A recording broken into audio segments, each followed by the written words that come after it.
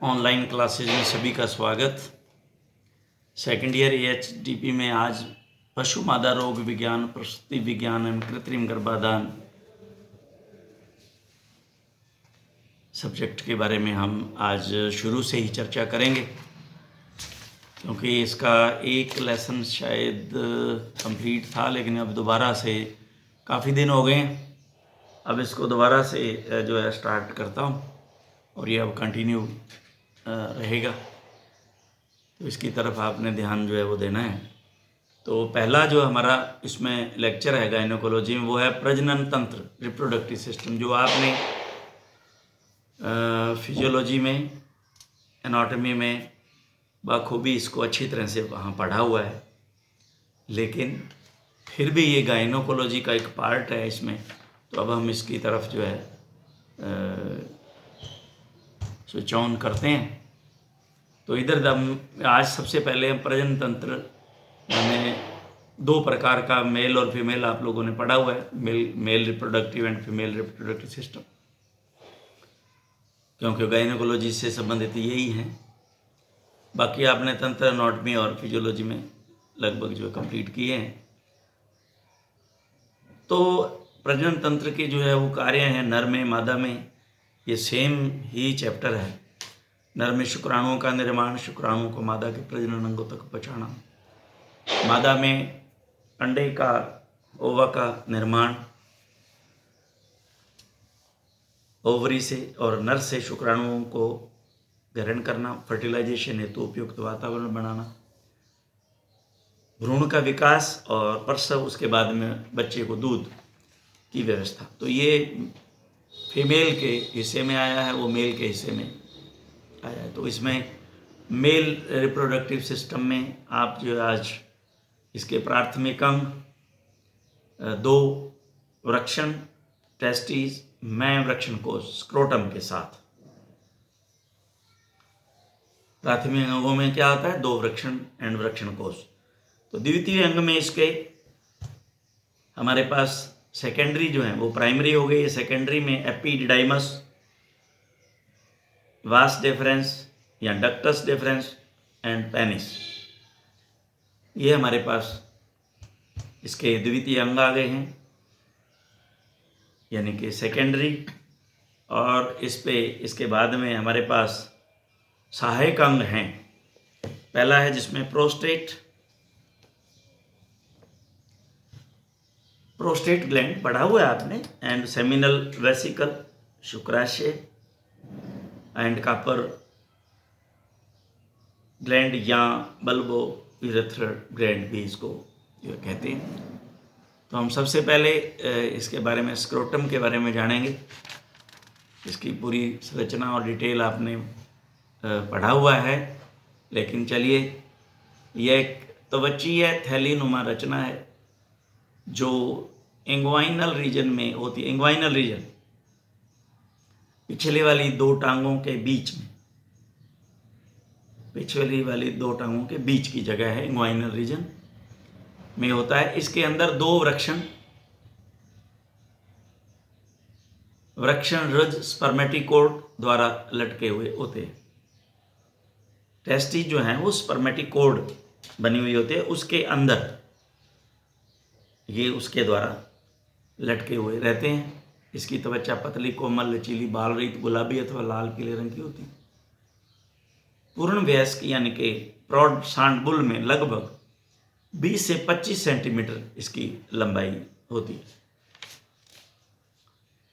यही वृक्षण कोश टेस्टिस का तापमान, अंडरलाइन करना, शरीर के तापक्रम से 5 से 7 डिग्री फ़ारेनहाइट तक कम रखते हैं, ताकि शुक्राणुओं का उत्पादन अनुकूल परिस्थितियों में हो सके। जब सर्दी का मौसम होता है तो ये सिकुड़ जाते हैं तथा वृक्षणों को शरीर के नज़दीक ले जाते हैं, लेकिन गर्मियों में ये लंबे हो जाते हैं, जिससे वृक्षण शरीर से दूर हो जाते हैं, क्योंकि बॉडी का टेम्परेचर उस समय, बाहर का टेम्परेचर भी ज़्यादा है। तो ये बॉडी के नज़दीक रहेंगे तो बॉडी का टेम्परेचर जो है ज़्यादा होने के कारण, क्योंकि गर्मी ज़्यादा है, इसलिए इसमें जो है वो स्पर्म नष्ट हो सकते हैं, इसलिए दूर रहते हैं बॉडी से। और सर्दियों में क्या होता है, गर्मी चाहिए इनको, तो ये बॉडी के नज़दीक हो जाते हैं। यह आकार में अंडाकार होता है। इसमें स्ट्रक्चर के अंदर वृक्षण कोश के निम्न भाग हैं। पहला जो बाहरी स्किन इसकी, यह बाल रहित कोमल लचीली गुलाबी अथवा लाल पीले रंग की होती है। यह बाह्य रूप से दो भागों में स्क्रोटल रेफी द्वारा विभक्त होते हैं। अब ये स्क्रोटल रेफी आपको मैं अभी समझाता हूँ कि स्क्रोटल रेफी क्या है। जब आप इसको देखेंगे, स्क्रोटम को बाहर देखेंगे, तो ये क्या होगा, एक स्क्रोटम इधर है और एक इधर है, ये देखिए। तो इन दोनों के बीच में ये स्किन है और स्किन के बीच में ये इस तरह की लाइन होती है, बाहर लाइन है, वो नजर आती है, हल्का सा काला रंग, कालापन ली हुई, इसी तरह होती है सेम। ये देखिए,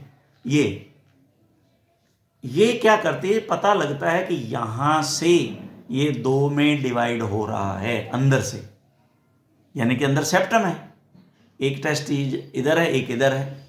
तो ये जो आपको एक थैला नजर आ रहा है, ये एक नहीं है, बीच में से डिवाइड है, दो पार्ट हैं इसके, तो एक में एक टेस्टिज है, एक में दूसरा है। तो ये स्क्रोटल रेफी कहलाती है, ये वाली, ये जो है, ये जो इनको यूं दूर से ये, और बाहर से हल्का सा काले रंग का, तो वहाँ से कट अगर देना हो, पता लगता है कि यहाँ और मेरे ख्याल से ये इसमें शो कर रखा है, यस, ये आप इसको देख सकते हैं, ये दिखा रखा है, ये देखिए, ये ब्लैक कलर की लाइन, ये स्क्रोटल रेफी, ये वाली बीच में, ये बाहर है, ये ध्यान रखना।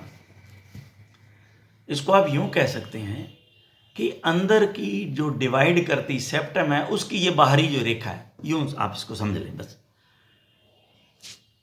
द्वारा विभक्त होता है तथा आंतरिक रूप से यह पूर्ण रूप से दो भागों में सेप्टम स्क्रोटी, अंदर जो है, जो सेप्टम है उसको दो भागों में जो करते हैं, सेप्टम स्क्रोटी कहते हैं उसको, स्क्रोटल सेप्टम, एक ही बात है। डोर्टस, यह तंतु में लचीला इलास्टिक उत्तक है। सेप्टम स्क्रोटल इसी से बना होता है। ये पूरा का पूरा जो डिवाइड करता है ना अंदर का भाग, वो इसी से डॉर्टस से बना होता है। इलास्टिक जो उत्तक तंतु में लचीला है। इसके नीचे स्क्रोटल फेसिया होता है। फेसिया क्या है, आप लोगों ने कभी अगर चमड़ा उतारते हुए जानवर का किसी ने देखा हो, वो जो चमड़ा उतारने वाले हैं उनको, जो डेथ होती है जब जानवर की, तो चमड़ी को जब यूं खींचते हैं ऊपर पकड़ के, तो आवाज़ आती है चर चर की। एक वाइट सा उसके अंदर जो है चमड़ी और मांस के बीच में एक ऐसा वाइट सा जो है एक लेयर होती है हल्की सी, उसको जो है वो फेसिया कहते हैं, सॉरी इसमें फेसिया कहते हैं। तो ये जो है आपने जो देखा, ये जो लाइनिंग इसके अंदर और चमड़ी के बीच में, यहाँ भी एक जो है इसी तरह का स्क्रोटल फेसिया होता है। इसमें अगर कहीं नाम लिखा हो, स्क्रोटल फेसिया रेफी दे रखा है और डॉर्टोस दे रखा, हाँ ये दे रखा है फेसिया, बिल्कुल यस। देखिए आप, डॉर्टोस के बिल्कुल नीचे फेसिया, ये इसी तरह से होता है, हल्की सी एक परत है ये फेसिया। इसके बाद आता है ट्यूनिका वेजिनेलिस, यह सबसे अंदर की परत है जो फाइब्रोसिस सेक का निर्माण करती है तथा पेरिटोनियम से जुड़ी होती है। तो ये इसकी जो है संरचना किसकी थी, ये था हमारे पास स्क्रोटम, और अब आता है हमारे पास टेस्टिस। यह नर की मुख्य प्रजनन ग्रंथि है जो संख्या में दो है, एक बायां एक दायां, और ये स्पर्मेटिकोड द्वारा स्क्रोटम में लटके रहते हैं। इनका आकार भिन्न भिन्न सांडों में अलग अलग होता है। इनका वजन 250 से 300 के लगभग 300 ग्राम। अंडरलाइन कर लेना, लंबाई 12 सेंटीमीटर, चौड़ाई 5 सेंटीमीटर, मोटाई 5 सेंटीमीटर, ये इसका साइज है। और ये बहुत अच्छा डायग्राम से इन्होंने लगभग क्लियर किया है। तो बायां वृक्षण दाहिने, अंडरलाइन दाहिने वृक्षण से बड़ा होता है, बायां वृक्षण दाहिने वृक्षण से बड़ा होता है। इसके दो सतह लेटरल व इंटरनल, दो बॉर्डर फ्री और अटैच, एक तो नीचे फ्री है, एक ऊपर अटैच्ड है, तथा दो सिरे एक्सट्रीमिटी सुपीरियर व इन्फीरियर, कॉडल यानी दूर वाली, नज़दीक ऊपर वाली। प्रत्येक टेस्टिस बाहर से अंदर की तरफ निम्न द्वारा ढका रहता है। ये आपने लेटरल, मीडियल, सुपीरियर, कॉडल, ये आपने एनाटॉमी में बहुत अच्छी तरह से पढ़े हुए हैं किन पार्ट्स को कहते हैं। कॉडल कौन सा है, पूंछ की तरफ वाला भाग, आगे जो है दूसरा भाग, तो ये आपने पढ़ रखे। तो ये द्वारा इनके अंदर देखिए tunica vaginalis, tunica albuginea and tunica vasculosa, ये लेयर हैं इसकी, अंदर की तरफ ढका रहता है इनसे। स्ट्रक्चर, प्रत्येक वृक्ष में कई सूक्ष्म नलिकाएं होती हैं जिन्हें शुक्रजनक नलिकाएं, सेमिनिफेरस ट्यूब्यूल्स, ये आप यहाँ इसमें देख रहे हैं सेमिनिफेरस ट्यूब्यूल्स, इसमें डायग्राम में।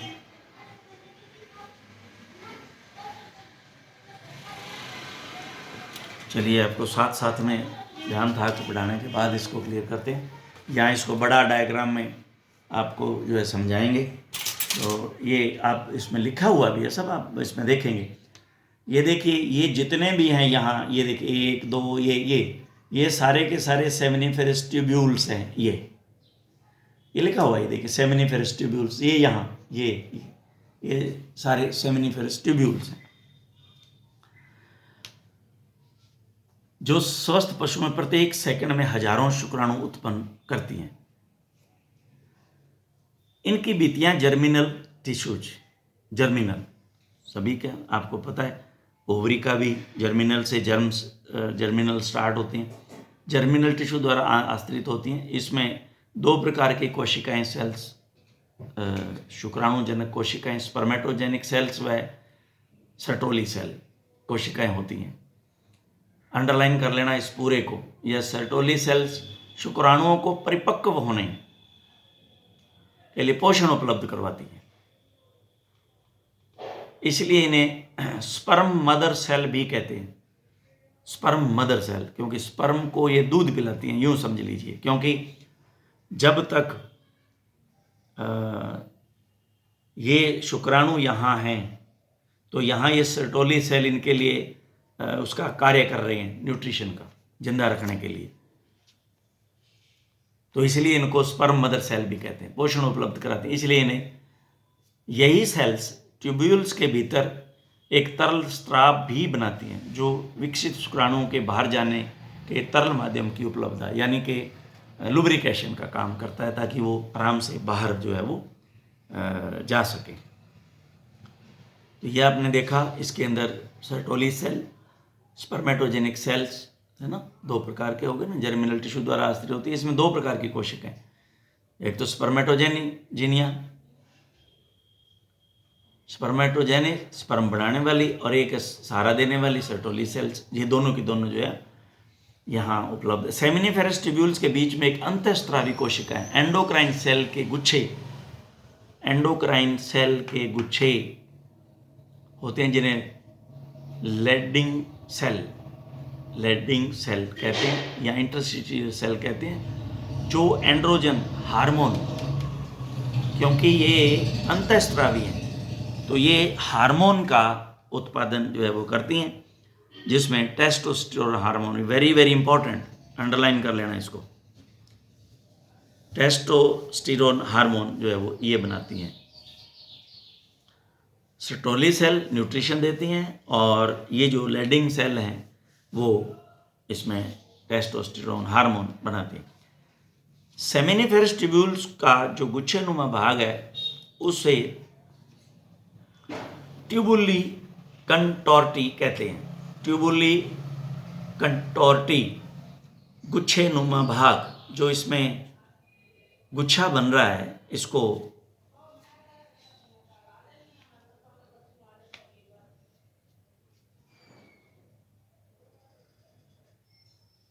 बहुत ही छोटे छोटे अक्षरों में इसको बड़ा जो है वो डायग्राम कर लेते हैं इसको। उसके बाद में इसमें आपके जो है वो नज़र आएगा। यहाँ ये शायद मुझे ही नहीं नज़र आ रहा, बहुत ही छोटे छोटे नहीं है, कहीं लिखा नहीं है। इसका जो गुच्छे नुमा भाग है जिसमें ये गुच्छा बना हुआ है, उसी को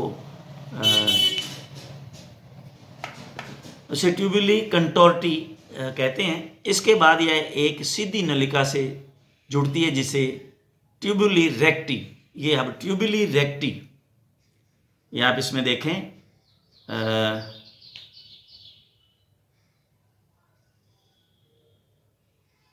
ट्यूबुली रेक्टी।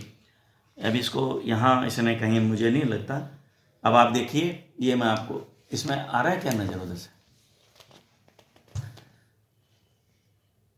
ये है ट्यूबुली रेक्टी, ये रेक्टी है। और ये जो आपने अभी ट्यूबुली रेक्टाई, ये जो गुच्छे नुमा भाग है सारा का सारे एक ट्यूब में खुल रहा है। ये एक बारीक पतला सा धागा, ये देखिए, ये देखिए, ये ट्यूब्यूल है और ये एक धागे के साथ यहाँ पतला सा, ये देखिए यहाँ खुल रहा है। ये ट्यूबुली रेक्टी में, ये रेक्टी है और ये रेक्टाई है। इसमें आप डिफरेंस, इसमें शायद कहीं लिखा नहीं है, इसको मैं बड़ा करके ना आपको फिर इसमें करवा देंगे, कोई ऐसी बात नहीं। तो ये ट्यूबुली रेक्टाई कहते हैं। सभी ट्यूबुली रेक्टाई टेस्टिस के पश्चिम भाग जिसे मीडियस्टाइनम टेस्टिस कहते हैं, वहाँ मिलकर रेटे टेस्टी, अभी मैंने जो बताया मीडियस्टाइनम। अब ये मीडियस्टाइनम क्या है, इधर आप देखें यहाँ लिखा हुआ नहीं है। ये जो भाग है यहाँ, ये गोला सा, जहाँ गोला सा बन रहा है, ये मीडियस्टाइनम कहलाता है, ये वाला। तो ये क्या करती है, ये सारी की सारी मिल करके इसमें खुलती हैं और ये यहाँ रेटी टेस्टी है, ये यहाँ रेटी टेस्टी, यहाँ ये रेटी टेस्टी बनाता है। कहते हैं वहाँ मिलकर रेटी टेस्टी ये बनाती है।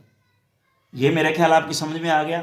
ये ट्यूबुली रेक्टाई, ये जो पतले धागे इस बड़े सारे गुच्छे में खुल रहे हैं, ये जो है, ये देखिए, ये जो मुड़े हुए, ये मुड़ा हुआ सा ना ये भाग, इसके हमने अभी आपको बताया कि ये गुच्छे नुमा भाग जो है वो ट्यूबुली कंटोर्टी, ये ट्यूबुली कंटोर्टी गुच्छे नुमा भाग। ये जो उसके बाद में ट्यूबुली रेक्टाई, ये जो पतला धागा, इसके बाद में ये मैंने आपको बताया ये मीडियस्टाइनम, ये पूरा का पूरा पोर्शन। ये आपने ये वर्ड जो है आपने उसमें किडनी में भी पढ़ा है, अगर पढ़ लिया है तो पढ़ा है आपने, एनाटॉमी के अंदर किडनी पढ़ी है। तो उसका देखिए भाग मीडियस्टाइनम कहाँ, जहाँ रीनल आर्टरी और वो एंटर करती है और वेन निकलती है, तो वो उतना सा एरिया जो है मीडियस्टाइनम। आपने इसमें लंग्स में भी पढ़ा, लंग्स में हार्ट जहाँ मीडियस्टाइनम स्पेस आपने देखा है, वहाँ हार्ट जहाँ रहा है, इसमें उसके कवर जो हैं, उसका जो पोर्शन है आपने देखा होगा, लंग्स बाहर हैं और वो पोर्शन उतने मीडियस्टाइनम के अंदर है। तो मीडियस्टाइनम आपने पढ़ा हुआ है, ये वर्ड भी आपने पढ़ा हुआ है आराम से, ये आपके समझ में आ गया। तो ये वो पोर्शन है यहाँ पे, तो यहाँ से वो ये रेटी टेस्टी बनाता है। और इसके बाद में अब ये आगे स्पर्म जो है वो टेल ऑफ इसमें जाएंगे वास डिफरेंस में। ये रेटी टेस्टी मिलकर 10 से 12 वास इफेरेंट बनाता है। ये आपने ध्यान देना है, 10 से 12 वास इफेरेंट, ये जो यहाँ से ये 10 से 12 वास इफेरेंट, ये वास इफेरेंट जा रहे हैं। और इसके बाद में ये चले जाते हैं वास इफेरेंट हेड ऑफ एपिडिडाइमस में। इलास्टिक 10 से 12 वास इफेरेंशिया बनाकर हेड ऑफ एपिडिडाइमस में एक नलिका डक्ट ऑफ एपिडिडाइमस बनाकर एपिडिडाइमस से जुड़ जाती है। तो ये एक देखिए, पहले ये डक्ट बनाते हैं, ये देखिए वास एफरेंशिया, ये एक डक्ट बनाते हैं। पहले ये देखिए एक सिंगल डक्ट बनाई है इन्होंने। ये एक डक्ट बनाने के बाद में फिर ये एपिडिडाइमस से जुड़ जाते हैं। ये देखिए पहले ये एक बनाते हैं, फिर ये एपिडिडाइमस से जुड़ते हैं। तो ये यहाँ पे ये जुड़ते हैं, जिससे वो है एपिडिडाइमस में हेड ऑफ एपिडिडाइमस। ये इधर यहाँ ये वास एफरेंस हेड ऑफ एपिडिडाइमस, ये एक धागे नुमा ये देखिए है एरिया। ये बनाने के बाद में ये कहाँ जुड़ते हैं, ये देखिए आप एपिडिडाइमस से जुड़ जाते हैं। और नीचे ये टेल ऑफ एपिडिडाइमस में होते हुए ये आप आगे पढ़ते हैं।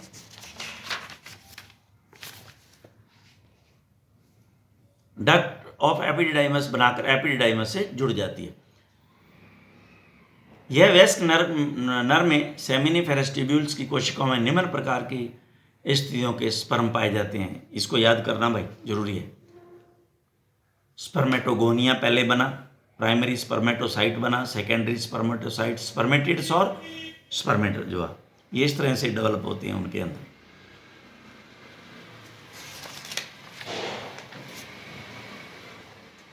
नर पशु के द्वितीय अंग, अब हमने प्राइमरी पढ़ लिए हैं, अब हम इसमें सेकेंडरी उसके जो है वो नर पशु के द्वितीय अंग एपिडिडाइमस। अब ये बताया मैंने कि वो एक वास एफरेंस से हेड ऑफ एपिडिडाइमस और उसके बाद में डक्ट ऑफ एपिडिडाइमस के जरिए देखिए एपिडिडाइमस से जो जुड़ गए हैं। अब ये इसके बारे में यह सांड में 33 to 35 मीटर यानी कि 110 से 118 फीट लंबी घुमावदार नलिका है, जो वृक्षण के पश्चिम भाग में स्थित होती है। इसके 3 भाग होते हैं, हेड, बॉडी और नेक। हेड, बॉडी, नेक। सिर, हेड में कई वास एफरेंशिया होती हैं। ये देखिए भाई उधर मैंने पहले बता दिया, वास एफरेंशिया हेड में खुलती है। वहां से बॉडी व टेल तक एकल नलिका के रूप में होती है, और टेल पर यह वास डिफरेंस रूप में स्पर्मेटिकोड के शीथ में प्रवेश कर जाती है।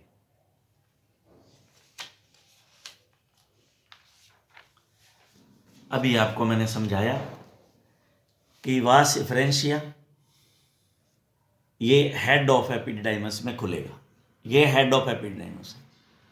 और हेड ऑफ एपिडिडाइमस के बाद में आपने यहाँ अभी मैंने आपको पढ़ाया कि ये हेड ऑफ एक नलिका जो है डक्ट ऑफ एपिडिडाइमस बनाकर ये जो डक्ट ऑफ एपिडिडाइमस एक डक्ट बना करके ये एपिडिडाइमस में खुल जाती है, और ये एक लंबी नलिका के रूप में रहती है। और यहाँ ये टेल आ गया इसका।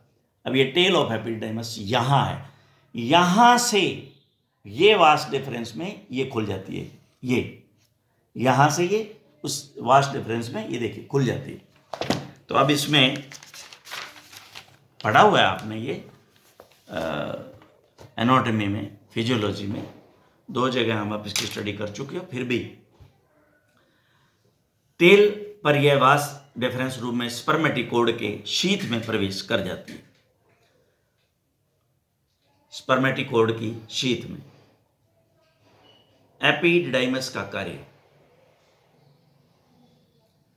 स्टोरेज एंड मैचुरेशन, परिपक्व या शुक्राणुओं के परिपक्व होने तक एवं श्रृंखलित होने तक इनको संचित रखती है, इकट्ठा रखती है।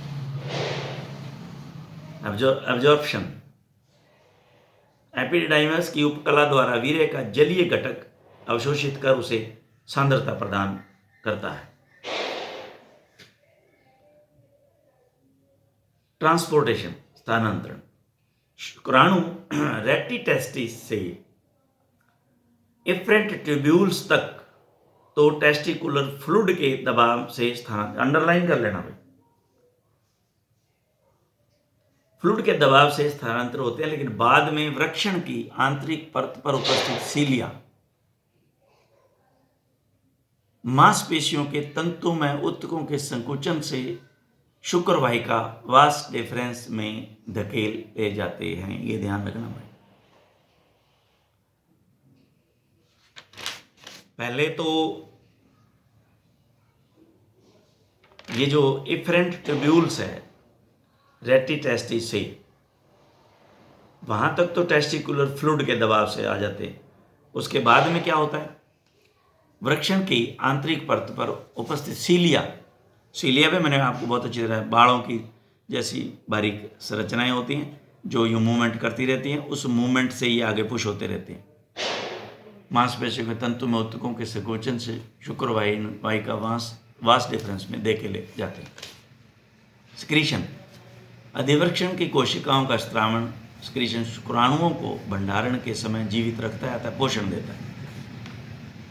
इसमें शुक्राणु 60 दिन तक जीवित रहते हैं। यदि समय से संकलित नहीं होते तो ये पुनः अवशोषित अंडरलाइन कर तो पुनः अवशोषित कर लिए जाते हैं।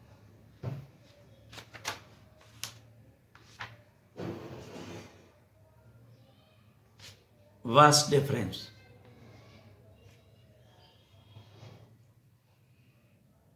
वास डिफरेंस और डक्टस डिफरेंस, यह एपिडिडाइमस की वाहिनी की निरंतर नली होती है तथा संख्या में 2 लेफ्ट और राइट। यह टेल ऑफ एपिडिडाइमस से पतली नलिका रूप में निकलकर इसी के पश्चिमी बॉर्डर पर ऊपर को उठ जाती है और स्पर्मेटिकोड के अन्य घटकों के साथ इंग्वाइनल कैनाल से बाहर निकल जाती है। ये इसको आप अच्छी तरह से समझें। इंग्वाइनल कैनाल से होते हुए बाहर अंदर की तरफ यह मूत्राशय के ऊपरी पश्चिम भाग से होती हुई, मूत्राशय के पश्चिम पीछे के भाग से होती हुई सेमिनल वेसिकल के ऊपर से निकलकर प्रोस्टेट ग्रंथि के नीचे अदृश्य हो जाती है। अदृश्य होने से पहले यह चौड़ी हो जाती है। इस विस्फारित भाग को एम्पुला कहते हैं। ये दोनों सेमिनल वेसिकल एक दरार रूपी छिद्र के रूप में कॉलिक्यूलस सेमिनलिस के साथ यूरेथ्रा की छत पर खुल जाती हैं। तो अब आप इसको इस डायग्राम में कोशिश करते हैं देखने का। ये आप देखें, ये पूरा डायग्राम आपको दिखाया है। ये देखिए टेस्टिस और ये देखिए इसके साथ ये स्पर्मेटिकोड शीथ के अंदर, और ये अंदर चली गई। अंदर जा कर के ये यूरिनरी ब्लैडर, ये देखिए यहाँ ये एम्पुला बन गई, और ये यूरिनरी ब्लैडर के, और ये जो आपकी ये जो ग्लैंड है, क्या नाम था इसका, इसमें सेमिनल वेसिकल, ये सेमिनल वेसिकल, और इसके बाद में यहाँ प्रोस्टेट के पास जाकर के ये खुल जाती है। तो इसको इसमें बहुत बारीक जो है वो दे रखे, लेकिन ये ठीक है, यहाँ नज़र आ रहा है। हाँ, 1 नंबर देखिए सेमिनल वेसिकल बिल्कुल सही है, और 2 नंबर एम्पुला बिल्कुल सही है। अब इसमें यूरेथ्रल मसल, बल्बर और ग्लांस पेनिस, इसमें कहाँ दे रखा है, इसमें प्रोस्टेट को नहीं दिखाया। ये सही है, ये प्रोस्टेट ग्रंथि के नीचे अदृश्य हो जाती है। हाँ, ये इसमें देखिए आप, यहाँ ये तो सेमिनल वेसिकल है, और इसके बाद ये यहाँ एम्पुला जो है वो यहाँ जाकर के ये देखिए समाप्त हो रहा है प्रोस्टेट के बैक नीचे। तो इसमें ग्रंथि के नीचे अदृश्य होने से पहले ये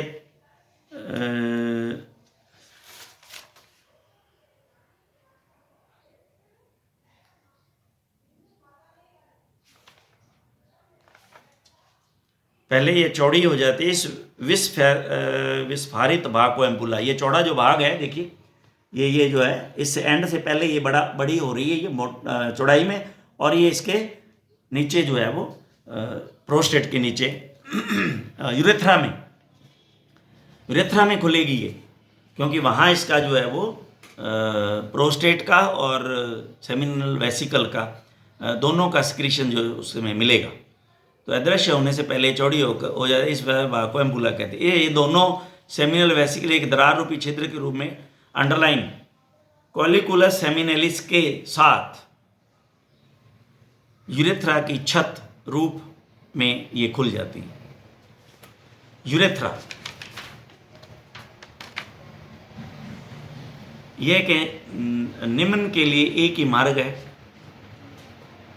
वीर्य यहीं से आएगा, सहायक ग्रंथियों का स्राव यहीं से आएगा और पेशाब भी यहीं से बाहर जो है इसका उत्सर्जन भी बाहर किया जाएगा। तो मैं ये समझता हूँ कि इसको यह पैल्विक क्षेत्र से शुरू होकर लिंग के अंतिम छोर जिसे ग्लांस पेनिस कहते हैं तक होती है, वह बाह्य यूरेथ्रल छिद्र के रूप में खुलती है। तो इसको हम बाद में डिस्कस करेंगे। कल हमारे इस लेक्चर में हम इसको डिस्कस करेंगे। तो आज के लिए इतना ही सफिशिएंट है। Thank you very much.